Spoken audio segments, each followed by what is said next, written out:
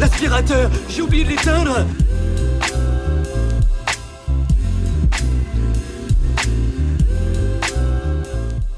Salut tout le monde et bienvenue sur l'écran fou. Et aujourd'hui, on vient parler de la série événement de Netflix, Le problème à trois corps, que personnellement, j'attendais énormément pour plein de raisons.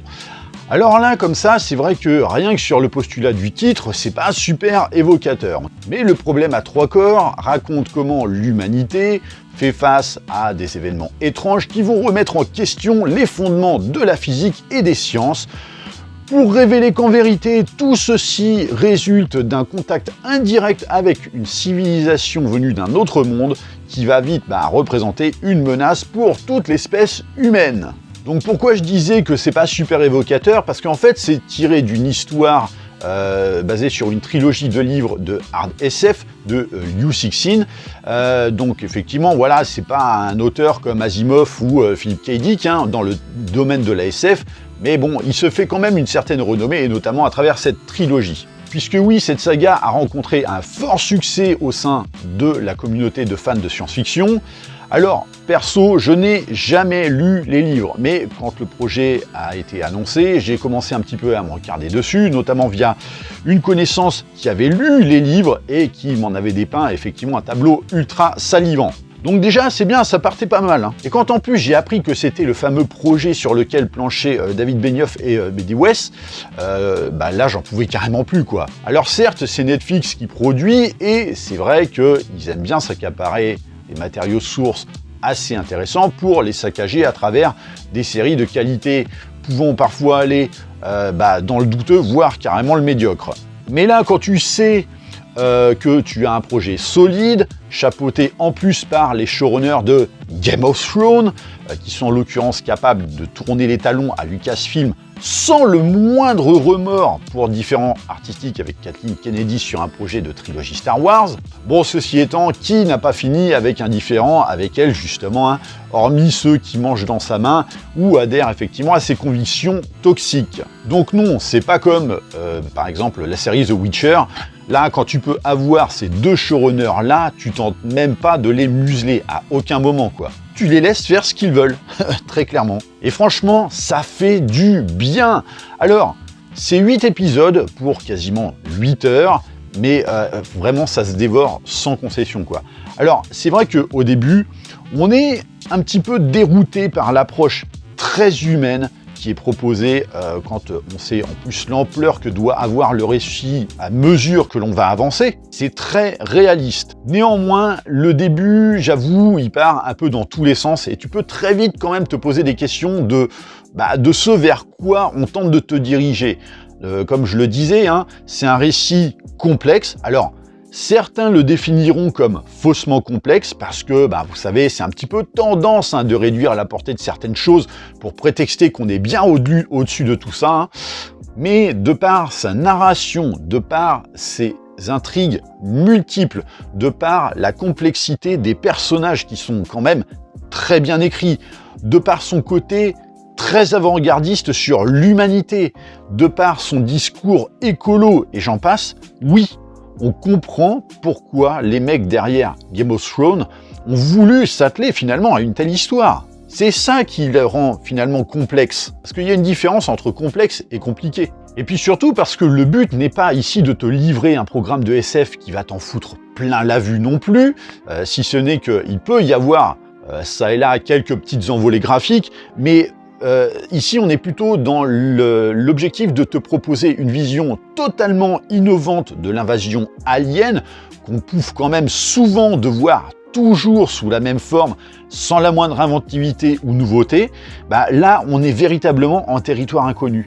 Et ce, malgré le fait qu'on emprunte beaucoup à des classiques de la SF, alors que ce soit le Contact de Robert Zemeckis, mais également Premier Contact de Denis Villeneuve, tu peux avoir également des éléments de Sunshine de Danny Boyle, le côté aussi Invasion des profanateurs, mais avec ici donc des humains à la solde de l'envahisseur, conditionnés par des idées limites sectaires. Il y a même un aspect Matrix sur la caractérisation de l'humain, tel en fait une sorte de parasite, quoi, et j'en passe. Et plus tu avances dans l'histoire, et plus le puzzle prend forme. Et tous les trous que tu avais un petit peu au départ parce que bah, tu savais pas trop ce qu'on te vendait, alors que ça partait vraiment dans tous les sens, bah, finalement ces trous trouvent des réponses pour les colmater. D'ailleurs, si vous regardez la série, vous verrez que j'utilise pas le terme de colmater de manière purement anodine. Et au final, c'est aussi ça la force de cette série, d'être à la base établie sur un récit complexe mais totalement accessible à mon sens.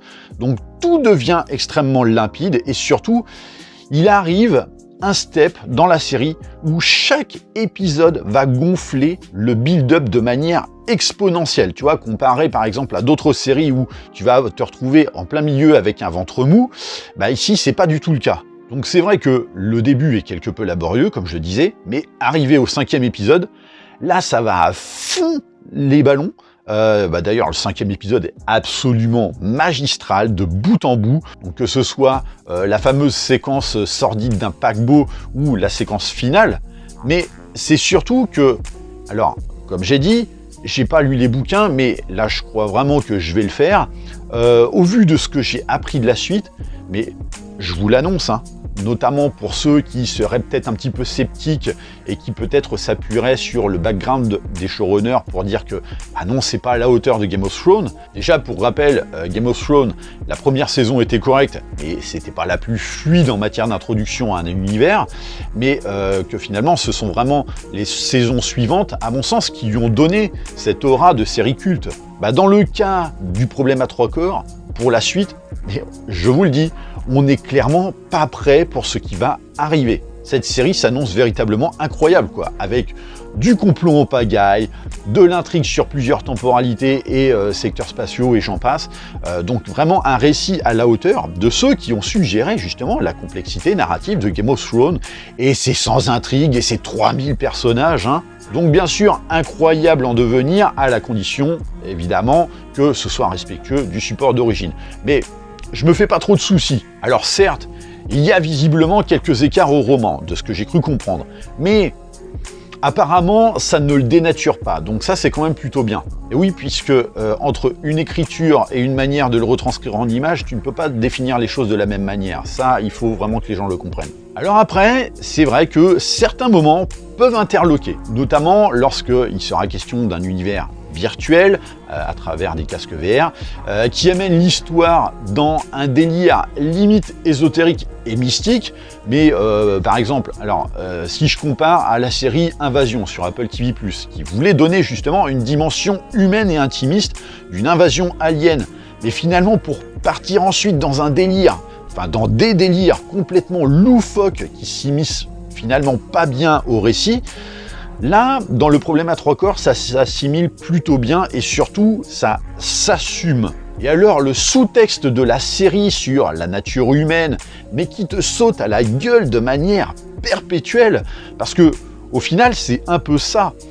C'est le côté désespéré et la bonté de certains à vouloir rétablir ce monde en perdition qui peut finalement l'amener à sa perte, malgré ce qu'on pourrait penser. Donc une bonté et une sincérité et franchise qui se traduisent telles des faiblesses exploitables par l'ennemi, hein, et que ce sont peut-être les aspects les moins reluisants de l'être humain qui peuvent potentiellement l'en sortir. C'est ça qui est assez paradoxal. Ou comment, dans cette série, à maintes reprises, on découvre que ce ne sont pas les réponses les plus évidentes et les plus empreintes de logique qui apportent les vraies solutions. Et d'ailleurs, parce que c'est un récit d'anticipation, quoi qu'on puisse en penser, puisqu'il évoque une invasion alien en devenir.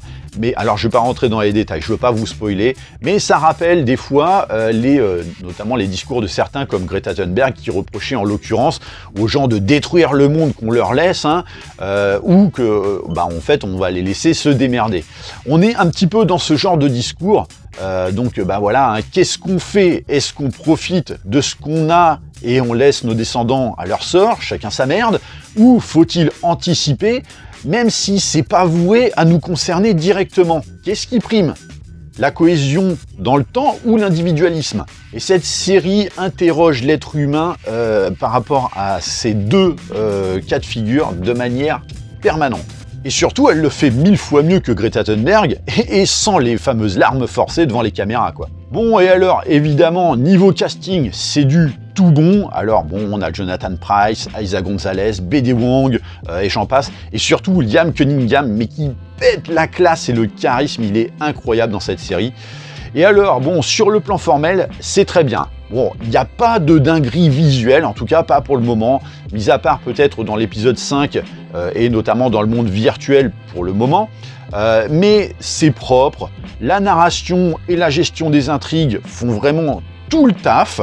Alors, complété en plus par une atmosphère à la fois intimiste et mondiale qui fonctionne vraiment parfaitement à mon sens. Si ce n'est que, perso, j'aurais même rajouté un épisode de plus à la série pour apporter un peu plus de vision, notamment sur le développement de la technologie qui sera mise à l'œuvre à compter notamment de l'épisode 6. Parce que là, comme ça, en fait, on a un peu ce sentiment de raccourci à certains moments.